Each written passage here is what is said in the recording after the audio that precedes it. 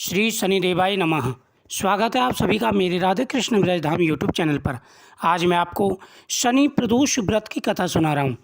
इस कथा के श्रवण करने से शनिदेव प्रसन्न हो जाते हैं और मनवांछित फल प्रदान करते हैं। अगर आपके ऊपर शनि 7.5 है या ढैया का प्रभाव है या आपके कार्य पूर्ण नहीं हो पाते तो आपको शनिवार के दिन शनि प्रदोष व्रत की कथा जरूर श्रवण करनी चाहिए। शनि प्रदोष व्रत कथा के अनुसार प्राचीन काल में एक नगर में एक सेठ रहते थे। सेठ जी के घर में हर प्रकार की सुख सुविधाएं थीं, लेकिन संतान नहीं होने के कारण सेठ और सेठानी हमेशा दुखी रहा करते थे।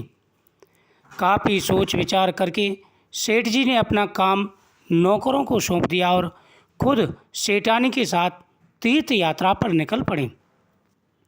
सेठ बड़े परेशान थे, दुखी थे। अब सेठ के यहाँ पर कोई संतान नहीं थी, लेकिन हर प्रकार का सुख और वैभव था। बिना संतान के घर सूना होता है। ऐसा विचार करके सेठ और सेठानी संतान की आशीर्वाद के लिए ऋषियों की खोज में निकल पड़े।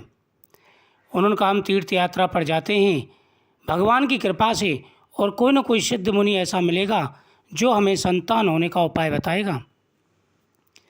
अपने नगर से बाहर निकलने पर उन्हें एक साधु मिले। जैसे ही वह अपने घर से बाहर निकले, अपने नगर से बाहर निकले, रास्ते में एक जंगल पड़ता था, उसमें होकर के वो जा रहे थे। वहाँ पर सामने उन्हें एक साधु दिखाई दिए। साधु को देखकर के जान पड़ता था वह कोई पहुँचे हुए साधु थे जो ध्यान मग्न बैठे थे। सेठ जी ने सोचा क्यों ना साधु से आशीर्वाद लेकर आगे की यात्रा की जाए। हम यात्रा पे तो जा ही रहे हैं, सामने साधु मिल गए, क्यों ना इनका आशीर्वाद लेकर ही हमें बाहर चलना चाहिए।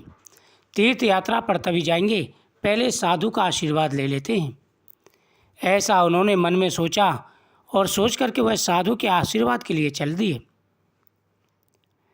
सेठ जी ने सोचा क्यों ना साधु का आशीर्वाद लेकर के यात्रा की जाए। सेठ और सेठानी साधु के निकट बैठ गए, क्योंकि साधु उस समय ध्यान अवस्था में थे। जो व्यक्ति संत पुरुषों के आदर भाव करते हैं, सत्कार करते हैं, साथ ही भगवान का पूजन करते हैं, उन्हें कठिनाई जरूर आती है, लेकिन उनके जीवन में आ रहे कष्टों का निवारण भी होता है। साधु ने जब आंखें खोली तो उन्हें ज्ञात हुआ कि सेठ और सेठानी काफ़ी समय से आशीर्वाद की परीक्षा में बैठे हैं। अब जैसे ही सेठ के ध्यान टूटा, उन्होंने देखा कि सामने सेठ और सेठानी काफ़ी समय से बैठे हैं और उनके आशीर्वाद की प्रतीक्षा कर रहे हैं। साधु ने सेठ और सेठानी से कहा कि मैं तुम्हारे दुख को जानता हूँ, तुम्हारे पास सब कुछ है, लेकिन संतान का सुख नहीं है। संतान के सुख के लिए तुम तीर्थ यात्रा पर निकले हो।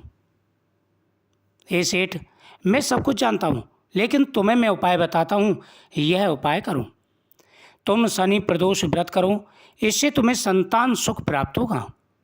साधु ने सेठ सेठानी को प्रदोष व्रत की विधि भी बताई और शंकर भगवान की निम्न वंदनाएं बताई। हे रुद्रेव शिव नमस्कार, शिव शंकर जगत गुरु नमस्कार। हे नीलकंठ सुर नमस्कार, शशि मौली चंद्र सुख नमस्कार। हे उमाकांत सुत नमस्कार, उग्रत्व रूप मन नमस्कार। ईशान ईश प्रभु नमस्कार, विश्वेश्वर प्रभु शिव नमस्कार। दोनों ने साधु से आशीर्वाद लेकर तीर्थ यात्रा के लिए आगे चल पड़े। तीर्थ यात्रा से लौटने के बाद सेठ और सेठानी ने मिलकर शनि प्रदोष व्रत किया, जिसके प्रभाव से उनके घर एक सुंदर पुत्र पैदा हुआ और खुशियाँ मनाई जाने लगीं। जो व्यक्ति सच्चे मन से श्री शनिदेव की पूजा करते हैं और शनि प्रदोष व्रत करते हैं, साथ ही महाकाल भोलेनाथ की आराधना करते हैं, उनके सभी मनोरथ पूरे हो जाते हैं। आपके प्रत्येक कार्य में रुकावट आती है, व्यापार अच्छा नहीं चलता है, घर में सुख और समृद्धि का अभाव है, तो आपको शनि प्रदोष व्रत अवश्य करना चाहिए। शनि प्रदोष व्रत की विधि और प्रदोष व्रत की तरह ही है। शाम के समय पंचामृत से भगवान शिव का अभिषेक करें। अभिषेक करने के बाद में फिर शनिदेव की भी पूजा करें। फिर आप वहीं बैठ कर के ओम नमः शिवाय मंत्र का जाप करें, भगवान को नैवेद्य अर्पण करें। आप भी एक समय मीठा भोजन करें। इससे भगवान प्रसन्न होकर के मनवांछित फल प्रदान करते हैं और जीवन में आ रहे सारे कष्टों और विघ्न बाधाओं का निवारण हो जाता है। इस कथा के श्रवण करने से व्रत का और पूजा का फल प्राप्त होता है।